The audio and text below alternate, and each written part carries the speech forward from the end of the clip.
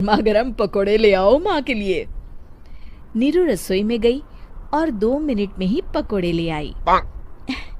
जी ये लीजिए। बहू जादू से बनाए हैं क्या? अभी तो रसोई में गई थी। यम्मी। माँ जी, शीला रसोई में पकोड़े तल रही है, मैं बस लेकर आई। हे भगवान, मेरा धर्म भ्रष्ट कर दिया तूने। अब तो गंगा जल से शुद्धिकरण करना होगा। दूसरे दिन, माँ जी मैंने नाश्ता बना दिया है, ऑफिस जा रही हूँ। पर अभी तो घर का सारा काम पड़ा है। शीला आती ही होगी, झाड़ू पोछा बर्तन कपड़े वो सब कर लेगी। हमारे जमाने में घर का सारा काम हम ही करते थे। जी माँ जी, आप बहुत होशियार हैं, मैं घर ऑफिस दोनों नहीं संभाल पाती। तो जरूरत क्या है घर से बाहर जाकर चाकरी करने की? वैसे भी घर का काम खुद करने से घर में बरकत आती है, समझी? पर माँ जी। पर वर कुछ नहीं, इस महीने की पगार मिले फिर ऑफिस बंद है। हाँ। रात को नीरू तेजस से कहती है, सुनिए जी, माँ जी बोल रही थी कि मैं नौकरी छोड़ दूं। वैसे ठीक ही तो है, अभी तुम्हें आराम की जरूरत है। फिर भी आराम कहाँ, शीला को छुड़ाने के लिए बोल रही थी। तो अब 24 घंटे में इतना काम तो कर ही सकती हो। पर जॉब पसंद है मुझे, घर पर मन नहीं लगेगा।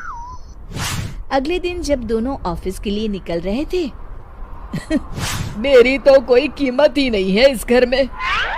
माँ जी, आजकल महंगाई बहुत है, रहन सहन भी बदल गया है, दोनों नौकरी करते हैं तभी ठीक रहता है। अच्छा, तू कहना क्या चाहती है?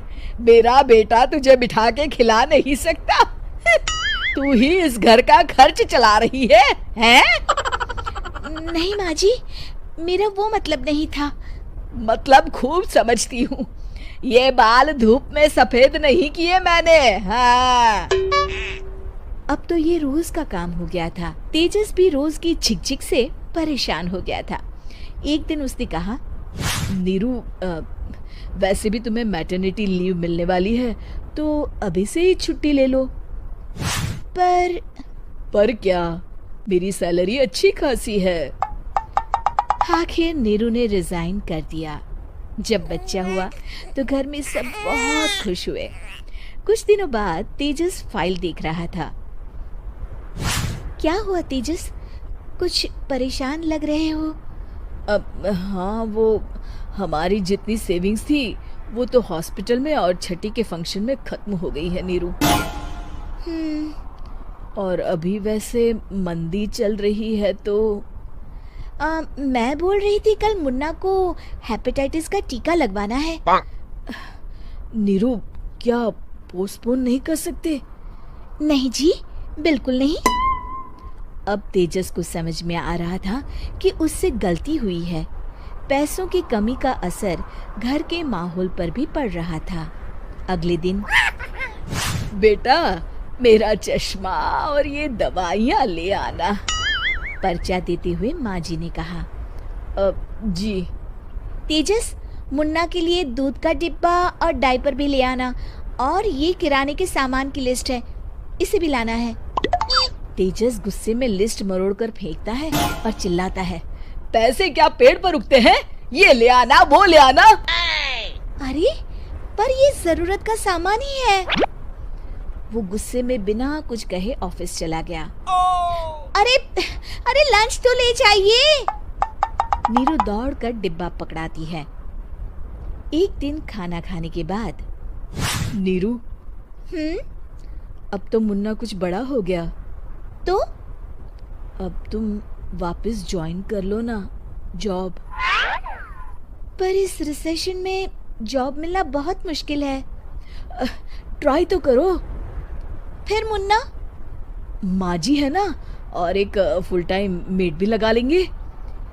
पर माँ जी, उन्हें तो पसंद नहीं। तभी माँ जी वहाँ आ जाती है और प्यार से नीरू के सर पर हाथ फेरते हुए बोलती है, अब मेरी समझ में आ गया बहू, पहले के और अब के समय में अंतर है। तुम काम शुरू करो, मुन्ना की जिम्मेदारी मेरी। मेरी प्यारी माँ जी, ये कहकर नीरू उनके गले लग गई। शिक्षा, परिवर्तन संसार का नियम है, हमें भी समय के साथ चलना चाहिए। उम्मीद है कि आपको हमारी ये कहानी पसंद आई होगी। कृपया हमारे चैनल को सब्सक्राइब करें और सभी अपडेट्स के लिए बेल आइकन जरूर क्लिक करें। और हाँ, वीडियो लाइक और शेयर